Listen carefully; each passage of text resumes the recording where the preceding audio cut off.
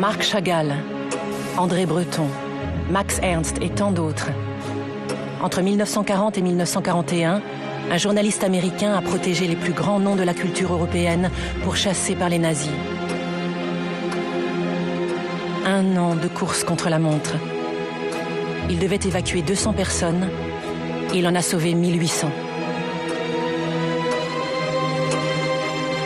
Sans lui, combien d'œuvres n'auraient-elles jamais vu le jour? Mais aujourd'hui, qui se souvient de Varian Fry? J'ai vécu une aventure dont je n'avais jamais rêvé. J'ai suscité et découvert en moi des ressources immenses d'imagination et de courage que jamais auparavant je n'aurais cru posséder. Je me suis battu contre des enjeux énormes. Je crois que je pourrais toujours en être fier.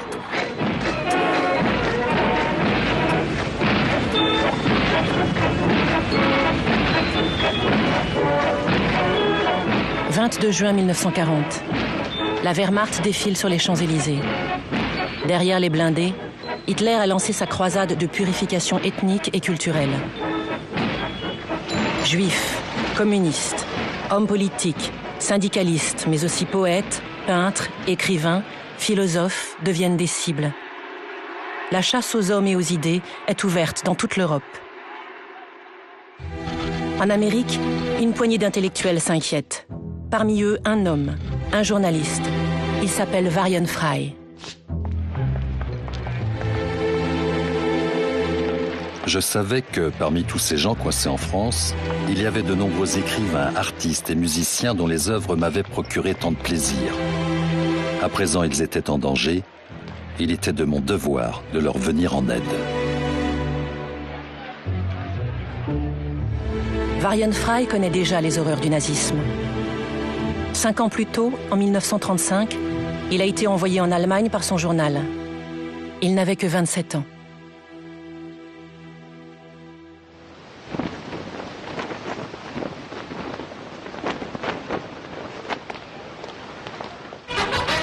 Les lois dites de Nuremberg sur la citoyenneté, la race et l'honneur allemand venaient d'être promulguées.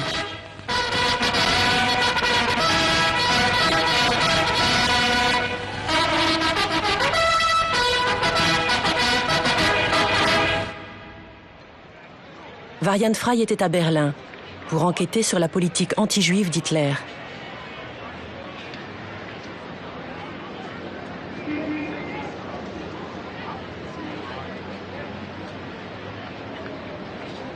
J'ai vu les SA pourchasser les Juifs, hommes et femmes, les frapper à coups de poing et de pied, au visage et dans le ventre. Je les ai entendus scander leur abominable chant.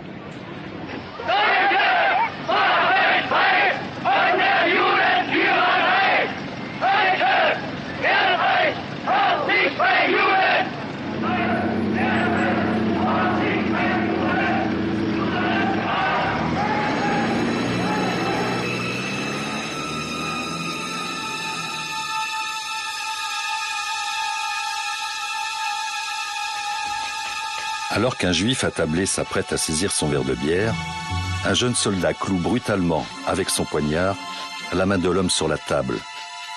Puis le SA s'exclame « C'est la fête pour nous !» Le lendemain, dans un état de grande indignation, je suis allé voir le chef de service de la presse étrangère d'Hitler. Ernst Anstengel se veut rassurant. Les Allemands sont des hommes comme les autres, mais en mieux. Et à propos des pogroms, insiste Varian, la faute aux Juifs, les éternels perturbateurs. Dès son retour à New York, Varian Fry tente d'alerter l'opinion publique avec des articles au titre éloquent. Les nazis chantent leur haine. Personne ne veut l'entendre.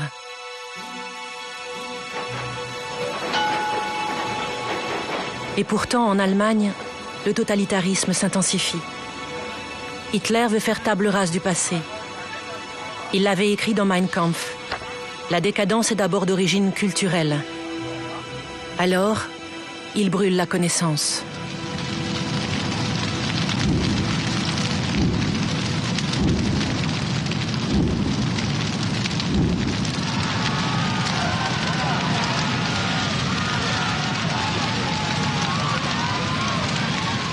Le ministre Goebbels se charge de la propagande du Reich.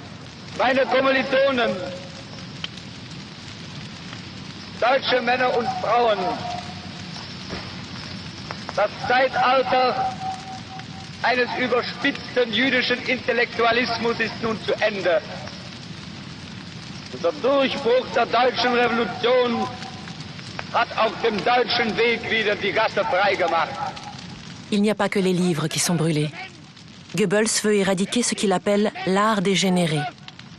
Expressionniste, dadaïste, cubiste, fauviste, Bauhaus et même les impressionnistes. Près de 5000 œuvres sont détruites. Les artistes sont considérés comme une race inférieure, d'aliénés, de juifs et d'opposants politiques. L'art moderne est condamné.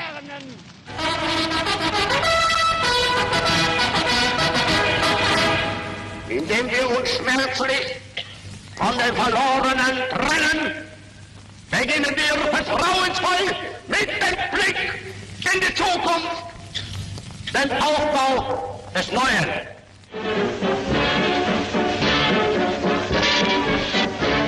Abondamment pavoisé et décoré, Munich célèbre en grande pompe la journée de l'art allemand. Goebbels met en scène 2 expositions qui opposent le nouvel art allemand à l'art décadent. Une exposition dans laquelle ont été réunies les productions les plus marquantes des peintres et des sculpteurs du Troisième Reich est inaugurée par le Führer. Parmi ces œuvres d'art d'une qualité artistique assez inégale, se trouvait naturellement en bonne place un immense portrait en pied de M. Hitler.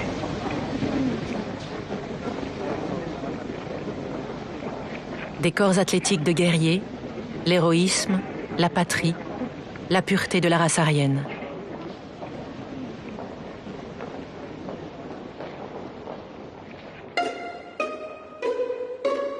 En face, l'exposition Entartete Kunst, l'art dégénéré. Des couleurs chaudes, violentes, des formes primitives ou décomposées. Un artiste qui peint l'herbe en bleu est un menteur, écrivait Hitler dans Mein Kampf. Les menteurs sont exhibés. Chagall, Dix, Ernst, Klee, Kandinsky, Matisse. 700 toiles sont jetées en pâture au public. Tableaux, dessins et sculptures ne sont cependant pas tous détruits et seront vendus. Même dégénéré, l'art peut financer la guerre.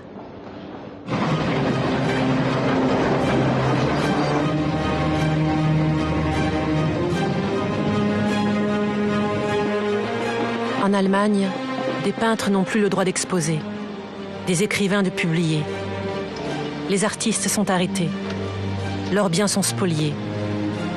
Ils sont juifs, pacifistes ou anti-nazis et craignent pour leur vie.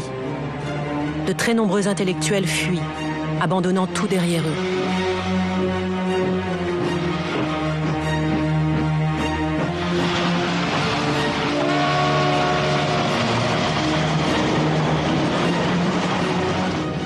Les plus chanceux gagnent l'Amérique.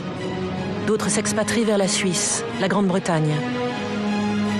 Beaucoup se réfugient à Paris, ville lumière, ou en Provence. Pour eux, la France est le pays des droits de l'homme. Les écrivains allemands Franz Werfel, Walter Benjamin, Franz Hessel ou Lion Feuchtwanger s'installent sur la Côte d'Azur.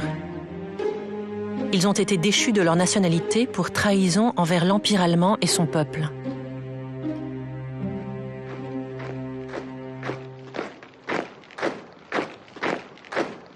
L'Autriche, les Sudètes, la Tchécoslovaquie sont annexés. Le Troisième Reich étend son pouvoir.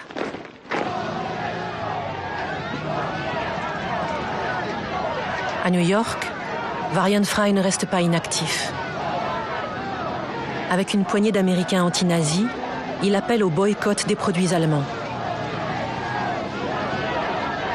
Il se rapproche d'une association qui vient en aide aux réfugiés. Il publie des essais politiques. Comment l'Europe a semé les graines de la guerre. L'histoire lui donne raison. Le 3 septembre 1939, la France et le Royaume-Uni déclarent la guerre au Troisième Reich.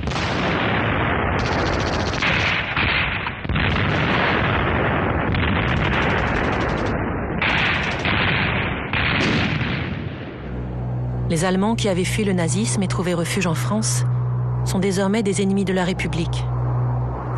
Ils sont arrêtés et internés dans des camps. Le romancier à succès Lion Feuchtwanger et le peintre Max Ernst sont incarcérés comme beaucoup d'artistes au camp des Milles, près d'Aix-en-Provence. Le philosophe Walter Benjamin est emprisonné au camp de Vernuche, près de Nevers. Face à la progression de la Wehrmacht, les internés vivent dans la terreur de tomber dans les mains de la Gestapo.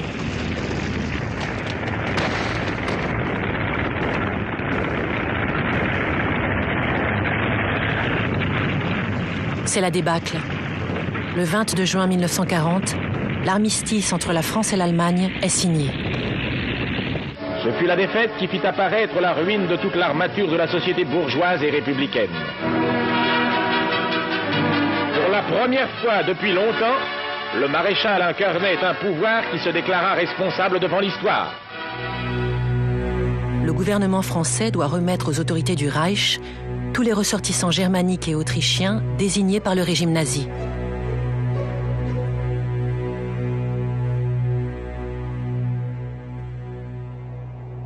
Lion Feuchtwanger et Max Ernst parviennent à s'évader. Walter Benjamin est libéré grâce à l'intervention des écrivains français Paul Valéry et Jules Romain. Il gagne Marseille avec l'espoir de rejoindre l'Amérique.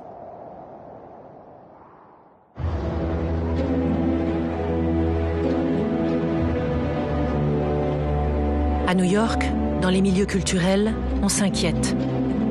Quel serait leur sort s'ils tombaient entre les mains des nazis ? 3 jours après l'armistice, Varian Fry rejoint l'ERC, l'Emergency Rescue Committee, une association fondée à l'initiative des Amis américains d'une Allemagne libre, avec l'appui d'intellectuels allemands en exil, comme Thomas Mann. L'ERC s'engage à obtenir des visas américains pour les artistes et écrivains de toute nationalité qui seraient les plus menacés par Vichy ou les nazis.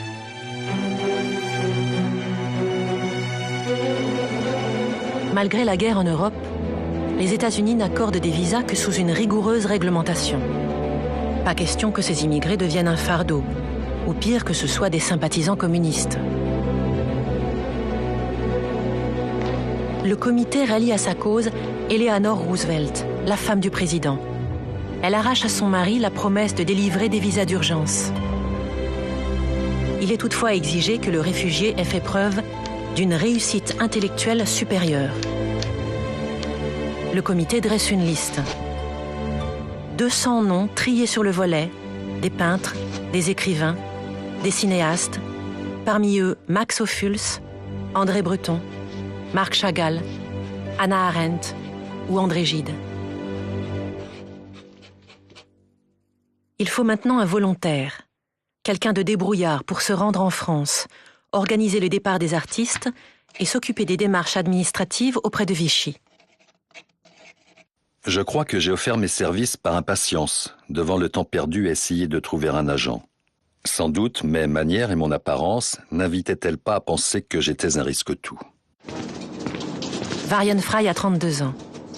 Ses articles ont toujours affiché des opinions libérales et antifascistes. Il admire la culture européenne et maîtrise parfaitement le français. Il part pour Marseille en août 1940. Dans la doublure de son pantalon, la précieuse liste des 200 noms.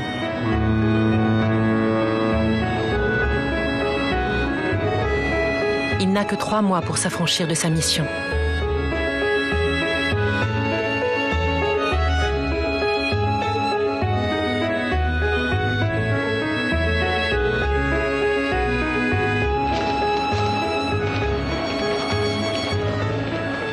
Marseille grouille de réfugiés de tous milieux, de toutes origines. La France est coupée en deux. Au sud, la zone dite libre est administrée par le gouvernement de Vichy. Les ports de Marseille et de Toulon sont pris d'assaut par les exilés qui espèrent fuir par la mer. Mais les bateaux sont rares et l'embarquement est soumis à un étroit contrôle par la police de Pétain. Varian s'installe à l'hôtel Splendide et se rend aussitôt au consulat américain.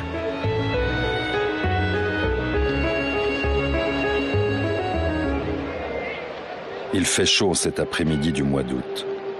Le tramway est déjà bondé.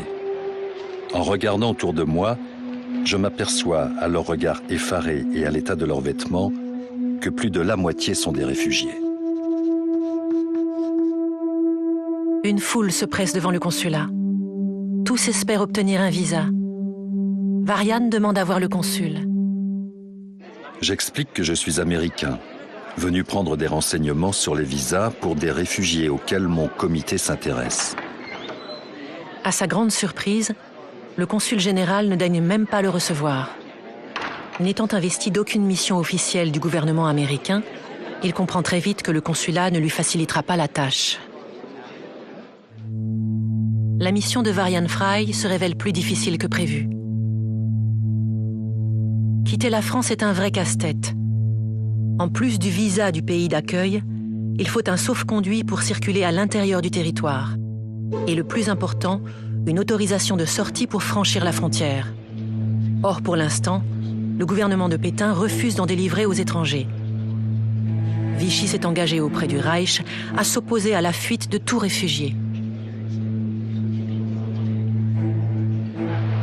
Marseille est devenu un piège. Ceux qui veulent s'échapper doivent rejoindre le port de Lisbonne, au Portugal, pays neutre. Là, il y a des bateaux qui partent pour Gibraltar, l'Afrique du Nord, les Antilles ou New York.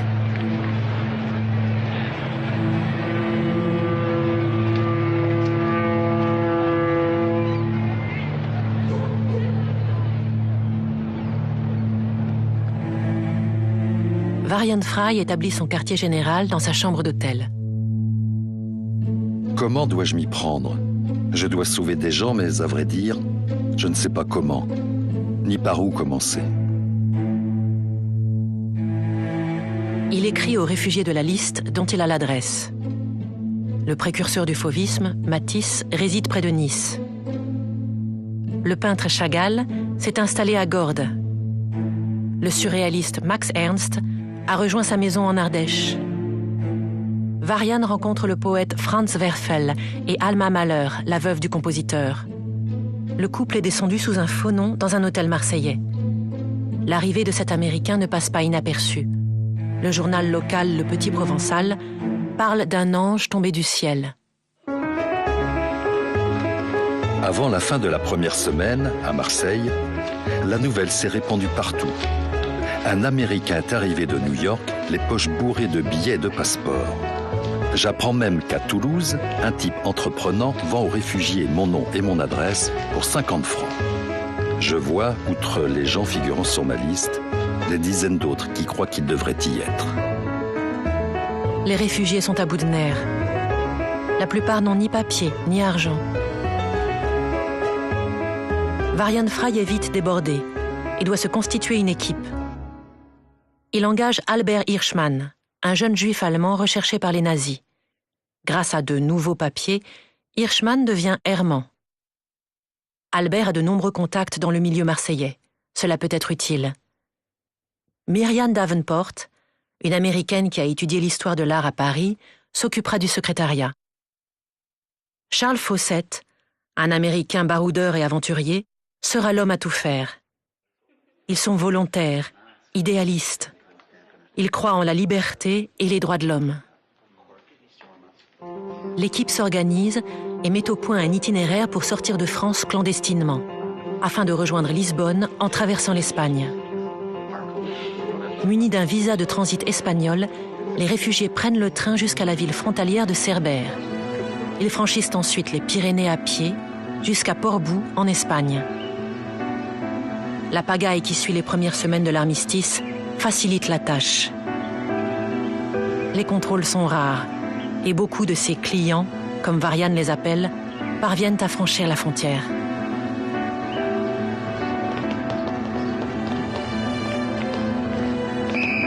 il y a le frère et le fils de Thomas Mann, tous deux déchus de leur nationalité par Hitler. La philosophe Hannah Arendt, qui s'est installée à Paris dès 1933. Franz Werfel et Alma Mahler sont arrêtés. Par chance, les douaniers français ferment les yeux et se contentent de leur indiquer le chemin. Alma Mahler sauve ainsi plusieurs des partitions originales de son défunt mari, Gustav Mahler. La filière de Varian fonctionne et la rumeur se répand vite. Il y a tellement de monde que la direction de l'hôtel s'en plaint. Quelques jours plus tard, la police débarque et arrête tout le monde. Je leur explique que je mène une enquête sur les besoins des réfugiés afin de venir en aide aux plus nécessiteux. Varian leur ment avec aplomb. Mais à la préfecture, le message est clair. Il ne doit rien entreprendre qui soit contraire à la légalité. Le consul américain le convoque aussitôt.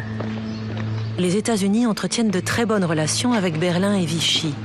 Et sa mission ne doit en aucun cas perturber cette sérénité diplomatique. Pour masquer ses activités, Frey crée le Centre américain de secours. Officiellement, le centre apportera une aide financière aux réfugiés. En réalité, l'équipe continue son travail d'exfiltration.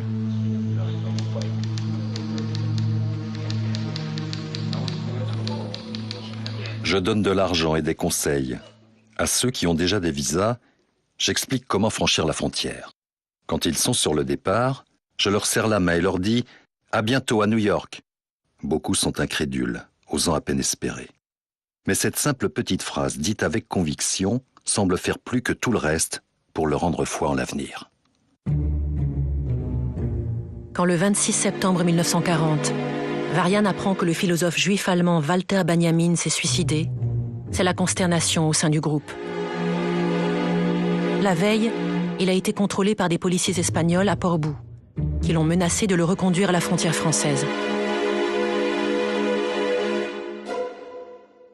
Walter Benjamin a paniqué. Épuisé par les épreuves et craignant d'être livré aux nazis, il a avalé une dose mortelle de morphine dans sa chambre d'hôtel.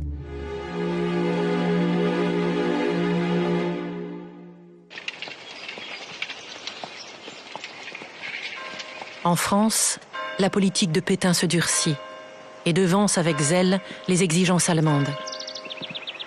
Celui qui a pris en main les destinées de la France a le devoir de créer l'atmosphère la plus favorable à la sauvegarde des intérêts du pays. C'est dans l'honneur et pour maintenir l'unité française que j'entre aujourd'hui dans la voie de la collaboration. À la radio, au cinéma, la propagande bat son plein.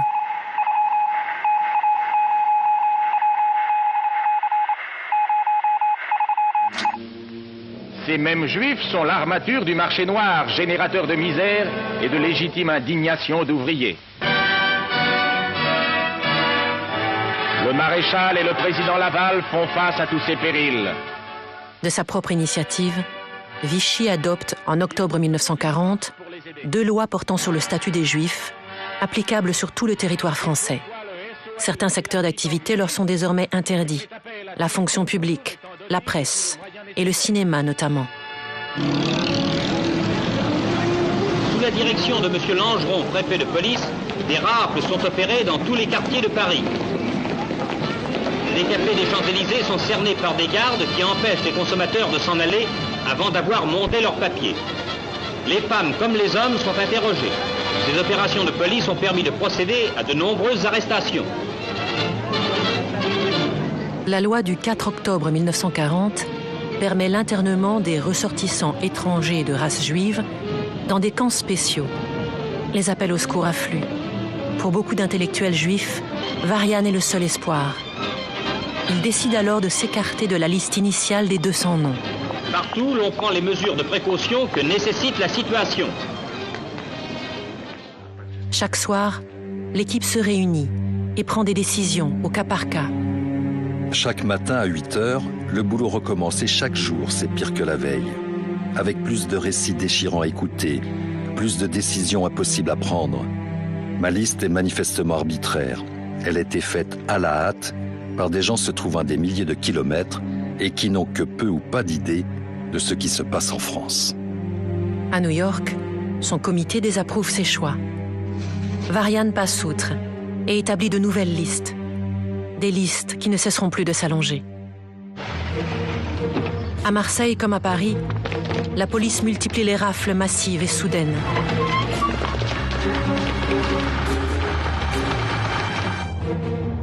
Gurs, le Vernet, les Milles, les camps se remplissent de nouveau en zone dite libre. Certains des protégés de Varian Fry y sont internés. La vie dans les camps d'internement peut difficilement être pire. Il n'y a pas de torture en tant que telle, comme dans les camps nazis, mais autre chose. Dans certains, les internés couchent à même le sable humide et la viande de rat est devenue un mets très recherché. En raison du laisser-aller habituel des Français en matière d'hygiène, la dysenterie est endémique et la typhoïde fait des ravages. Varian apprend que la commission Kunt, un groupe d'officiers allemands et d'agents de la Gestapo, sillonne tous les camps de la zone sud. La commission Kunt dresse la liste de tous ceux qui doivent être renvoyés en Allemagne. Goebbels les appelle des cadavres en sursis. Je passe une nuit agitée à me demander où la Gestapo va maintenant frapper et comment faire partir nos gens avant qu'ils ne soient pris au piège et déportés en Allemagne. J'ai dû faire des cauchemars toute la nuit car je n'arrête pas de me réveiller, le cœur cognant dans ma poitrine et dans l'oreille, le bruit d'un coup frappé à la porte. Mais quand je vais ouvrir, encore tremblant de peur, il n'y a personne. Face à l'urgence, il demande de plus en plus de visas. Il trouve un appui inespéré auprès du vice-consul Hiram Bingham, qui désobéit à sa hiérarchie. Pour lui, un visa accordé est une vie potentiellement sauvée. Et pour tous ceux qui ne peuvent voyager sous leur véritable identité, Varian se procure de faux papiers. Peu importe les moyens, il doit les faire sortir de France. Albert Herman se charge de mettre au point la filière. Bill Freier, célèbre caricaturiste autrichien, lui-même réfugié, s'occupe de falsifier les écritures et d'imiter les tampons. Varian ajoute son nom à la liste des candidats au départ. La clandestinité coûte cher. L'argent du comité a fondu en quelques semaines. Il faut remplir les caisses, sans pour autant alerter le bureau de New York.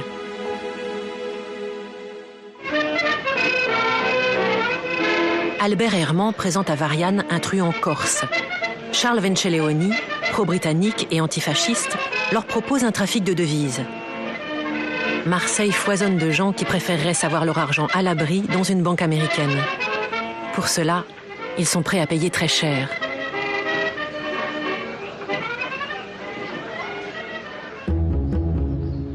Fry n'hésite pas. Mais la ville pullule d'indiques qui seraient ravis de le dénoncer à la police.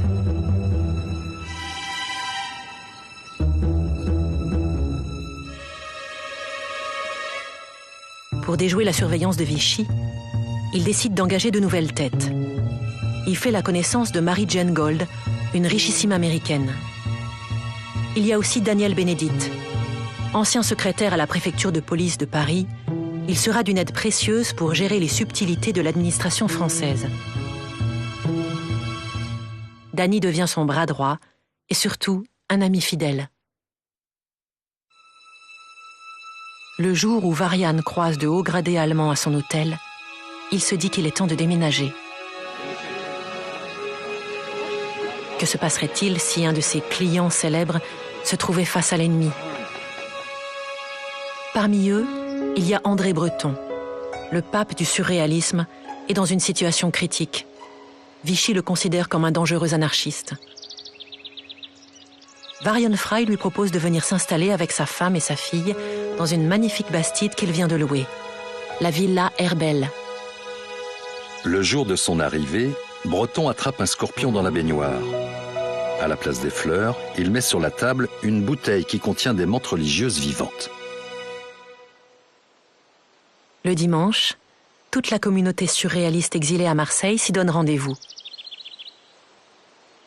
le peintre Hans Bellmer, l'artiste cubain Wilfredo Lam, les poètes René Char et Benjamin Péret, ou l'écrivain révolutionnaire Victor Serge. Il rebaptise la villa Château Esper Visa. Pour tromper les angoisses de l'attente, André Breton organise des jeux, des collages, des jeux de devinettes et des cadavres exquis. Ensemble, ils ont l'idée de créer un jeu de cartes sur le modèle du tarot de Marseille.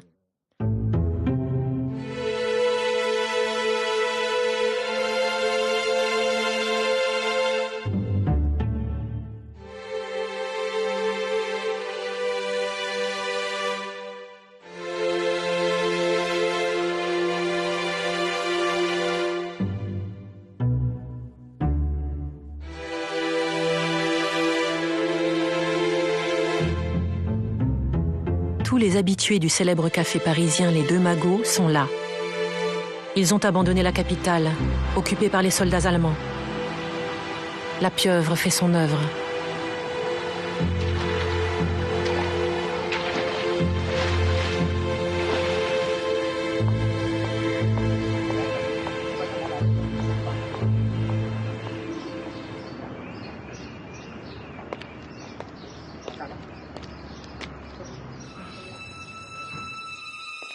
Paris est déserté par les artistes et les musées sont dépouillés de leurs œuvres. Hitler a ordonné la mise en sécurité de tous les objets d'art. Le butin est stocké au Louvre, puis au Jeu de Paume. Les œuvres pillées y sont classées. L'art pur, l'art véritable, Rembrandt, Vermeer et d'autres maîtres anciens sont destinés au musée de Linz, la future vitrine de la grandeur d'Hitler et de l'Allemagne.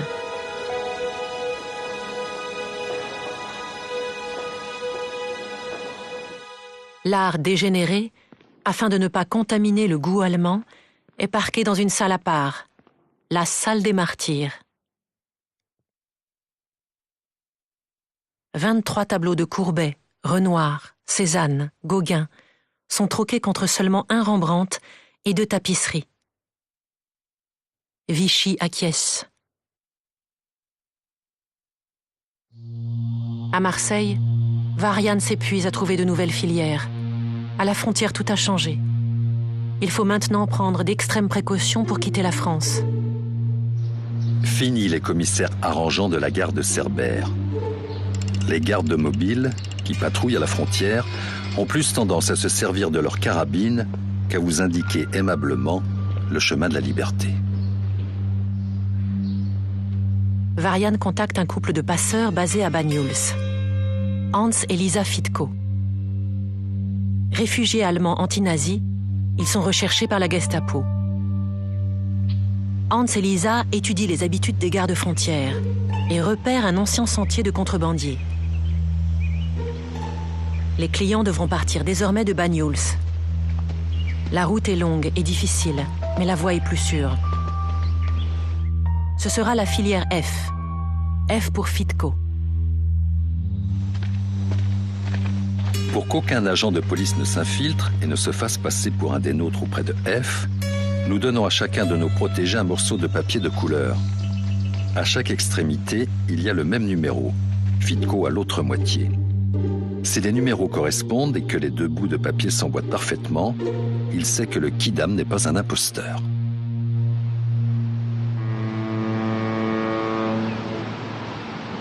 C'est ainsi que l'écrivain Lion Feuchtwanger parvient à s'échapper avec sa femme. Lorsqu'ils arrivent à New York, toute la presse est là pour les accueillir. Aux journalistes, il explique que des amis américains, dont il taira le nom, les ont aidés à s'enfuir. En 6 mois, Hans et Lisa Fitko feront passer la frontière à plus d'une centaine de personnes. Puis les portes de l'Espagne se referment.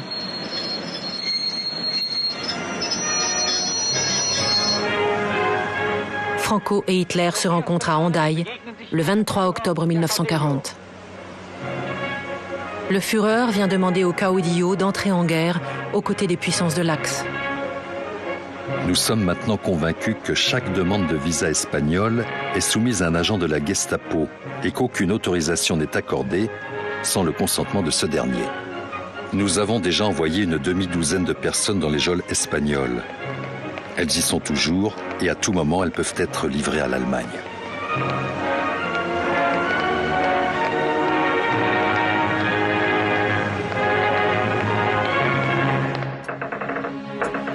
Varian est à Marseille depuis 3 mois.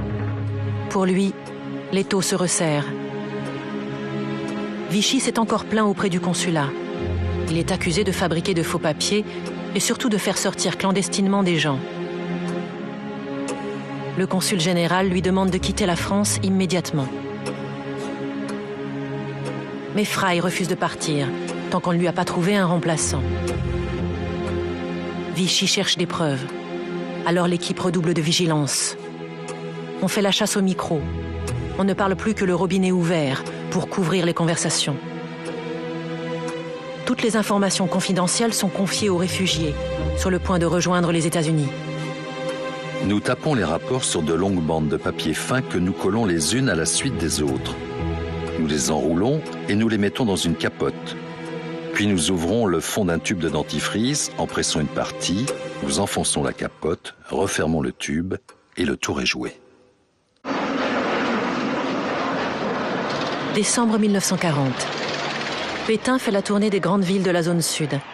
Il est attendu à Marseille.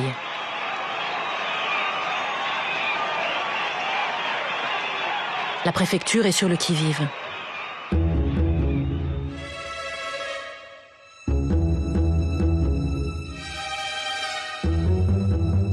La police fait une descente à la Villa Herbel.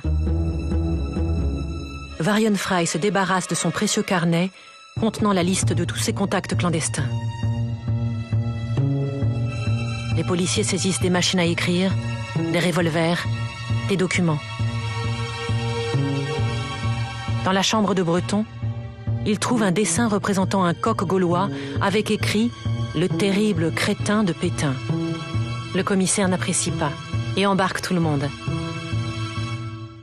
Varian Frey, André Breton, Daniel Bénédite, Victor Serge et Marie-Jane Gold, ainsi que 600 autres personnes sont enfermées sur un cargo à quai.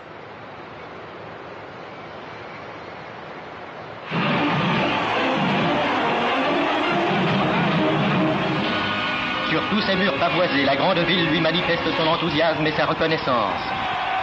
Et des quais, des boulevards noirs de foule, des rues, des places, s'élève la même clameur grandissante de milliers de voix.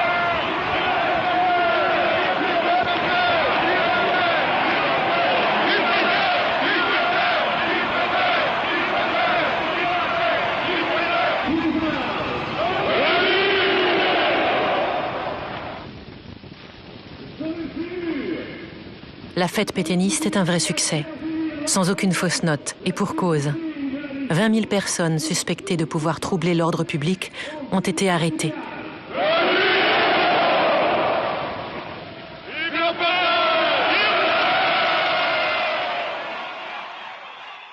Frey et ses acolytes sont relâchés au bout de 4 jours. Ils téléphonent aussitôt au correspondant à Vichy de l'Association de la presse américaine. J'ai été arrêté et enfermé durant tout le séjour du maréchal Pétain à Marseille. Dites à toute la presse américaine de quelle façon la France traite les sujets américains.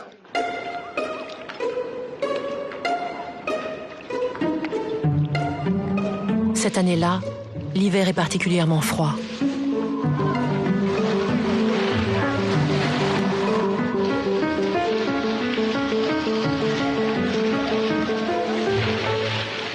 Le temps presse.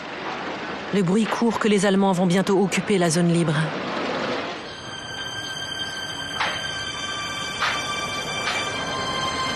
Il y a de l'électricité dans l'air et nous savons que, quoi qu'il arrive, les choses ne vont pas s'arranger pour les réfugiés et les Français qui ont refusé la politique de la collaboration.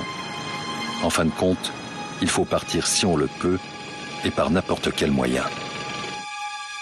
Il est temps de convaincre les derniers récalcitrants de la liste, ceux qui hésitent encore à partir. Frey et Bénédite se rendent à Nice pour rencontrer Matisse. Nous faisons notre possible pour le convaincre de partir, même s'il n'est pas personnellement en danger, en tant que doyen de l'art dégénéré que les nazis prétendent mépriser de tout leur cœur. mais il risque fort de mourir de faim avant la fin de la guerre. Matisse refuse catégoriquement. Il écrit une lettre à son fils Pierre qui l'attend à New York. Si tous les éléments de valeur partent, que va-t-il rester en France? Puis, ils rendent visite à André Malraux, qui s'est évadé d'un camp de prisonniers de guerre. Malraux refuse lui aussi de quitter la France. À Grasse, même refus de la part d'André Gide. Il nous explique que les Allemands lui ont fait toutes sortes d'avances pour qu'il accepte de collaborer, mais qu'il a refusé et refusera toujours. Bien qu'il n'ignore pas les conséquences éventuelles d'un refus, sa place est en France et c'est en France qu'il restera. Naturalisé français depuis 1937, Marc Chagall ne voyait pas pourquoi il aurait dû fuir. Il change d'avis avec les premières lois anti-juives de Vichy et rejoint Marseille avec sa femme.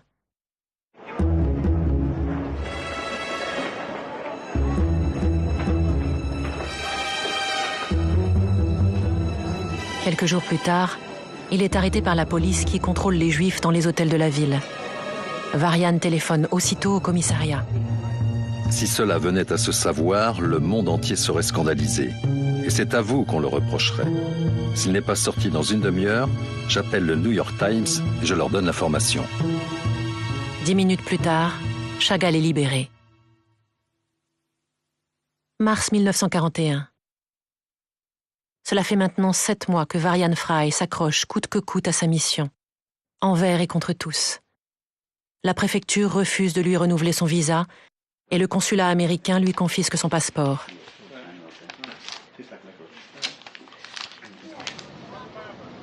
Il a perdu 8 kilos et commence à montrer des signes de malnutrition.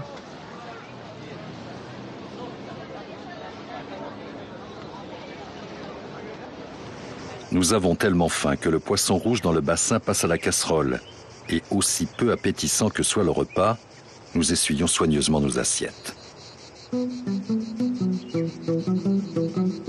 Malgré les privations, l'ambiance à Herbel est joyeuse. Le peintre Max Ernst a rejoint la bande.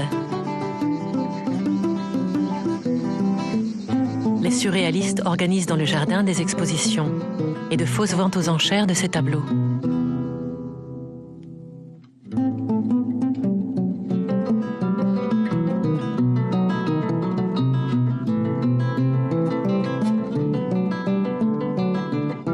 Ce qui aide beaucoup, c'est le vin.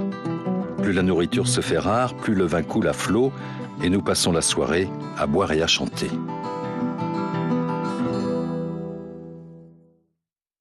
Bien que non juif, Max Ernst sait qu'il est sur la liste des peintres dégénérés condamnés par Hitler. Il est temps pour lui de quitter la France. Une brèche s'entrouvre.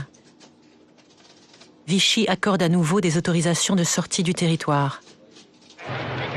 La commission Kunt a établi ces listes. Les Allemands savent à présent qui ils veulent et qui ils autorisent à passer entre les mailles du filet. Des bateaux de réfugiés quittent le port de Marseille. Nous nous transformons du jour au lendemain en une sorte d'agence de voyage rivalisant, par la rapidité et l'animation, avec celle de l'American Express sur la Canebière. Désormais, nous pouvons effectuer, au vu et au su de tous, ce qui a toujours été notre raison d'être, l'émigration. Le 25 mars 1941, le navire capitaine Paul Lemerle largue les amarres. André Breton, Victor Serge, Wilfredo Lam, Anna Segers. Plus de 300 personnes ont embarqué en direction de la Martinique. Max Ernst et Marc Chagall prennent le train jusqu'à Lisbonne, puis l'hydravion jusqu'à New York. Ernst emporte avec lui toutes ses toiles, roulées dans la valise.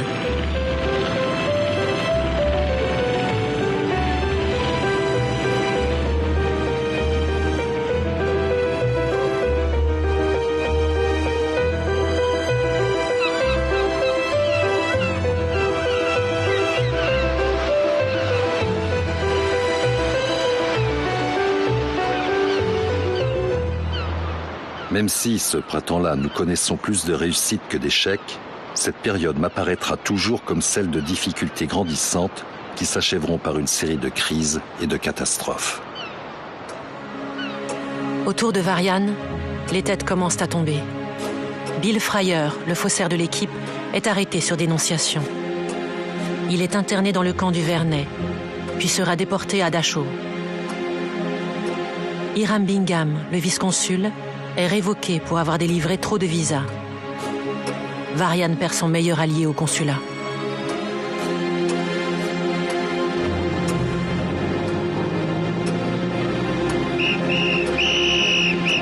Daniel Benedict a été trahi par un trafiquant et s'est fait prendre avec $2000 or. Il est aussitôt incarcéré pour trafic illégal de devises. Il risque 4 à 5 ans de prison. En attendant le procès, moyennant une forte caution, Daniel Benedict est libéré. Je dois dire que quand il entre dans la pièce, je ne peux m'empêcher de le prendre dans mes bras, de le serrer contre moi et de pleurer. Je me sens complètement idiot, mais c'est plus fort que moi. Danny m'assure que son arrestation et toutes les fouilles qui ont suivi font partie d'une campagne de déstabilisation pour me pousser à quitter la France. En effet, on ne peut pas expulser sans preuve un Américain. Fry essaie d'obtenir le soutien d'Eleanor Roosevelt, mais celle-ci écrit au comité de New York. Je crois que M. Fry va devoir rentrer, parce qu'il a pris des initiatives que le gouvernement américain ne croit pas pouvoir défendre. Le 10 juillet 1941, il est convoqué par le chef de la police à Marseille. L'affaire de votre secrétaire, Daniel Benedict, aura de très graves conséquences pour vous. Je ne vois pas comment. Il n'y a aucune preuve que j'y ai été mêlé. Dans la France nouvelle, nous n'avons pas besoin de preuves. Je vois que nos idées sur les droits de l'homme sont très éloignées. Dites-moi franchement, pourquoi vous acharnez-vous contre moi? Parce que vous avez protégé des Juifs et des anti-nazis. Varian Fry est expulsé de France et quitte Marseille le 29 août 1941, escorté par un policier. À Cerbère, c'est le dernier repas au buffet de la gare. Toute l'équipe, les amis, essayent de faire bonne figure. Il y a aussi Hélène Hessel. Réfugiée allemande, elle attend depuis plusieurs mois son visa pour l'Amérique. « En voiture !» crie le chef de gare. Je me tiens sur la dernière marche pendant que le train sort lentement de la gare. Ils sont là, en rang serré. Quand j'y pense, et j'y repense sans arrêt, de ce fouillis d'images émerge l'expression du visage d'Hélène à mon départ de France. Debout, là, sur le quai, agitant son mouchoir pendant que mon train quittait la gare, Hélène portait sur son visage la tristesse de tous les réfugiés que j'abandonnais à leur sort.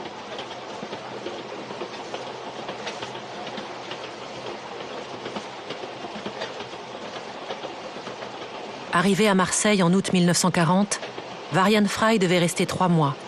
Il a résisté 1 an. Il devait exfiltrer 200 personnes. Il en a sauvé 1800.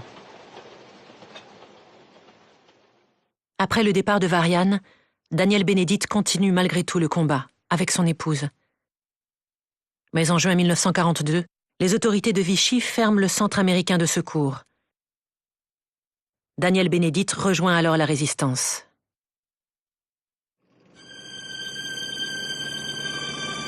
Quelques mois plus tard, en novembre 1942, la zone libre sera envahie par les nazis. La peintre Louise Strauss, l'artiste Charlotte Salomon ou le sculpteur Otto Freundlich seront arrêtés et mourront dans un camp d'extermination. Hélène Hessel et les peintres Victor Bronner et Hans Bellmer parviendront à se cacher durant toute la guerre.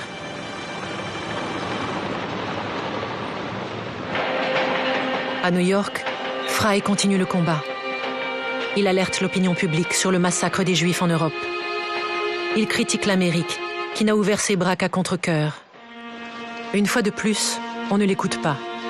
Son acharnement agace. Il écrit un livre pour raconter sa mission à Marseille. En partie censuré, il ne sera publié qu'en 1945, dans l'indifférence générale. Il tombe dans l'oubli. Ce n'est qu'en 1967, quelques mois avant sa mort, que Varian Fry est fait chevalier de la Légion d'honneur par André Malraux. En 1995, Il est le premier Américain à être reconnu comme juste parmi les nations par le comité du mémorial de la Shoah à Jérusalem. Si j'ai le moindre regret à propos du travail que nous avons fait, c'est que c'était si peu. Nous aurions dû en sauver bien davantage, mais nous avons fait ce que nous avons pu. Cette expérience m'a profondément transformé. Parfois, j'ai l'impression d'avoir vécu toute une vie depuis que j'ai descendu l'escalier monumental de la gare Saint-Charles à Marseille et réservé timidement une petite chambre à l'arrière du Splendide. Ce changement est l'empreinte indélébile que cette année, passée à mener ma propre petite guerre, a laissée en moi. Il s'agit de l'expérience la plus forte que j'ai jamais vécue.